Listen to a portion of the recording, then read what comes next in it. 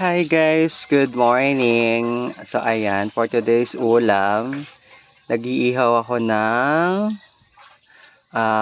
toyo. Ayan. Gustong gusto ko tong inihaw na toyo guys. Pero yung lutong-luto kasi kapag hindi siya luto, makate. Kaya kailangan pa magaganito kaluto. Ayan no. See? Sarap nito guys, try nyo. Makikita nyo parang nipiprito yung mga toyo. Ayan, ito yung gustong gusto ko talaga. Very siya.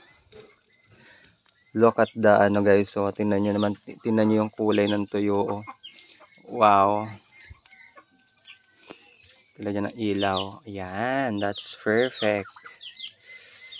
Nakikita niyo yung parang kumukulong mantika. Ayan, no, kumukulo siya. Oh. Ayan, ganito yung pag-iihaw. Ayan ang tamang At pala may gulay pa, so inihaw na talong. Ay, mag-ihaw ako ng talong. Sasabay ko dito para meron gulay, hindi lang isda. That's perfect, guys. That's perfect combination ng ulam. Ayan. Nako, pag ganito. Ayan.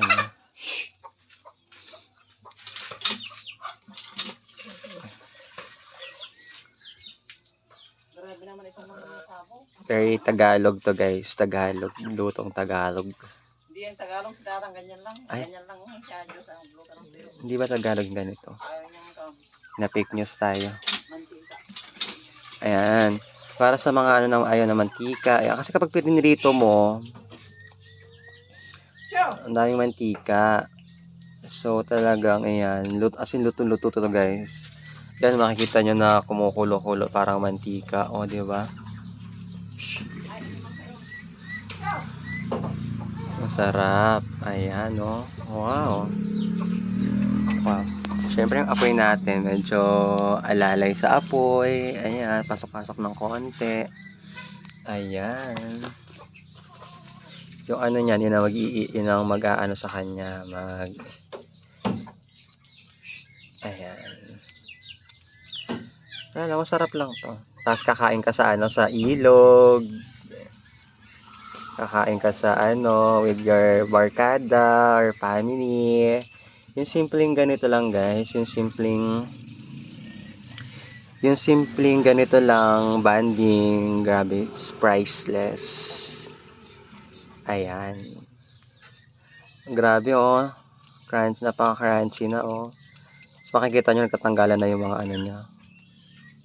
Ayun yung mga eto, galing to sa Pangasinan, hiningi ko sa kapitbahay.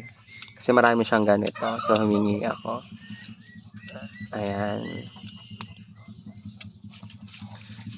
Ayan, o, diba? Yeah. Ang dami kong plato sa sa tindahan eh. Ayan. Ayan, so ngaling na ako guys. Ayan, makita nyo, nagkatanggalan na yung mga kapag nagkatanggalan na yung mga kaliskis niya oh, ang lutong-lutong, ang crispy-crispy na oh. Oh! Ayan, ito, overcook na to. Yan, dapat ganito lang pagluluto nyo. Kasi dati ako binabag ko lang sa apoy. Pero hilaw siya. Pero eto, solid. Solid yung kakaluto nito guys. Solid yung kakaluto nito. Ayan. Ayan, dry na siya. Oh. Ibig sabihin, luto na siya. Wala na yung mga keme-keme. Keme-rot niya. Ayan. Ayan, pwede na itong kunin. Nagtatanggalan na kasi yung so ito pwede na itsura ng luto na. Sunog na ata. Ayan. Yung mga ganito luto na to. Huwag naman natin i-over Ayan. Ito luto na to. Di ba nakita nyo ang ganda ng niya? Oh, wala siyang mantika, luto siya. Ayan. Ito yung tamang masarap. Wow. Tapos ang sausawan mo nito, tawag dito, sausawan mo dito, napakasarap na. Ang sausawan mo dito ay napakasarap na suka na may sili. Kompleto sa Ricardo. Tapos ay meron kang kamatis. Oh, niya. Ibabalance niya kasi yung alat ng kamatis. Oh, ayan. So, okay na. So, yun guys. So, kanin na lang ang kulang. We're waiting ng rice. Then, breakfast served na. Ayan. So, bye-bye. Sa mga gusto mag-try, try nyo guys the best to.